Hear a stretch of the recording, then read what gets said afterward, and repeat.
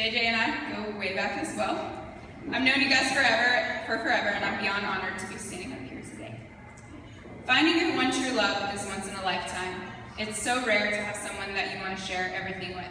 Your love, your laughter, your food. That person who just completes you.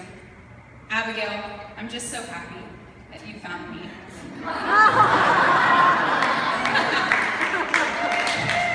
Like what I did there? Are you surprised, really? No. Abbie and I know more about each other than we probably cared to. We've laughed together, cried together, laughed until we've cried, and have inside jokes that only we find funny. We're so weird. Abbie and I have been through so many life changes. I've had the opportunity to watch her evolve into the wonderful woman that sits before us today. She's smart, generous, and caring. She has a heart of gold and an innate sense of good. She puts thought and effort, dedication into everything she does. And I know Abbie will approach her new role as a wife in the same way. On another note, how cool is it that a woman knows so much about sports? Jade, you really lucked out on that one. I mentioned before how we've cried together. I take that back. I've only seen Abbie cry a few times before. Those few times have only been because the Steelers lost the Super Bowl.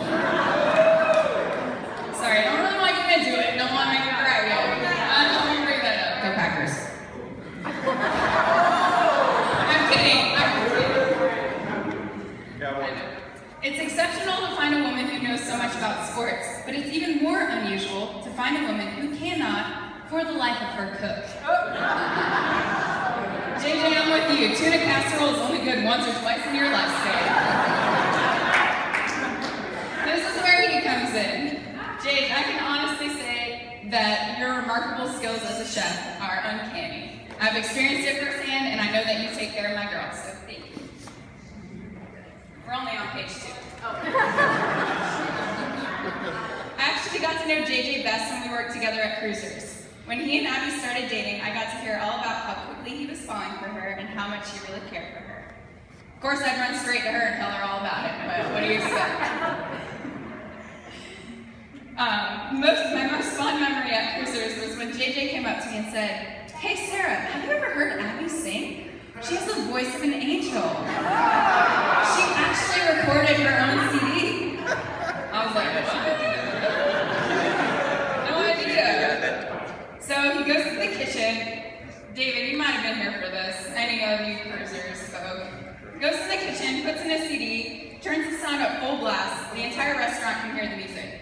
I recognized the song at first. It's Mariah Carey. But what I heard next was not Miss Carey singing. This screeching, annoying, ear-piercing sound comes out of the speakers.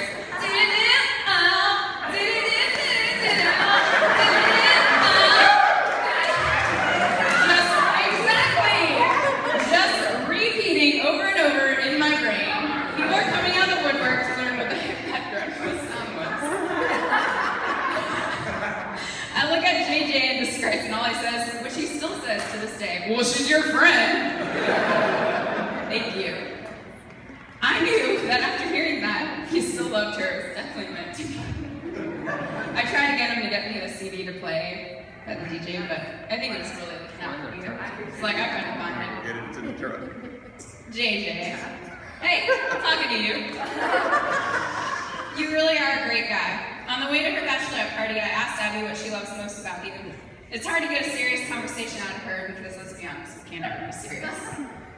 She did open up to me. She admires, of course, your knowledge of sports. You guys really have a common bond there, and I know that's what first attracted you to one another.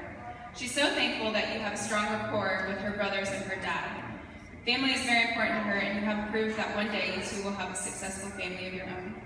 She also told me that you often keep the mood light. Whenever she gets uptight or is feeling down, you always seem to bring spontaneity into your relationship to keep her spirits up. Abbie absolutely loves your mind.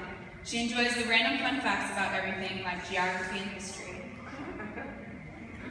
In every aspect of your relationship, you two pick up where the other lacks, which I know will give you great success for the future to come. I'm so excited to see where this journey of husband and wife takes you guys.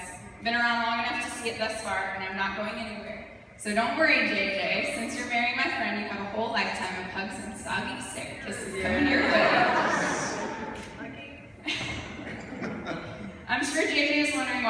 not really meeting you up here today, John, and not Abbie. Yeah. He actually said that last night to me on accident. He was like, well, when you two get married tomorrow, I was like, what? You mean you two? But JJ, as her husband, I understand that you are her very best friend. I'm willing to pass the torch because I know that you make her happy, and I know that she loves you more than words can describe. Abbie, just know that even though you have a husband now, I'll always have my couch available for you to come watch sadistic movies with me while you loudly chew ice in my ear. It'll always be Miller time in my book. I'll always resuscitate you when you fake unresponsiveness. I will always pick you up and carry you around by the end of the night. Literally, it'll happen. I will always send you the ugliest double chin faces that I have to offer. I'll always be here.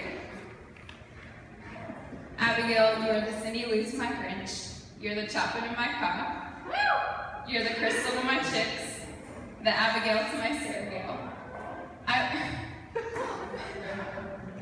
I love you like a sister, and you're family to me. Excuse me.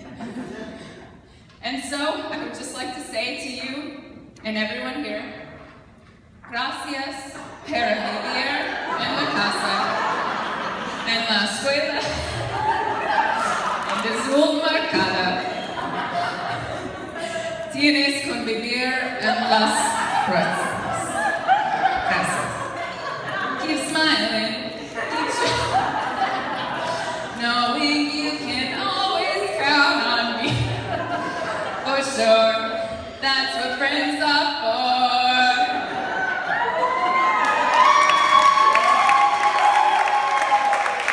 Alright, everyone raise your glasses to this awesome couple. Raise them up. Alright, well, you're really far apart, but can you kiss them? Just kiss. Sorry. I have to do one hand.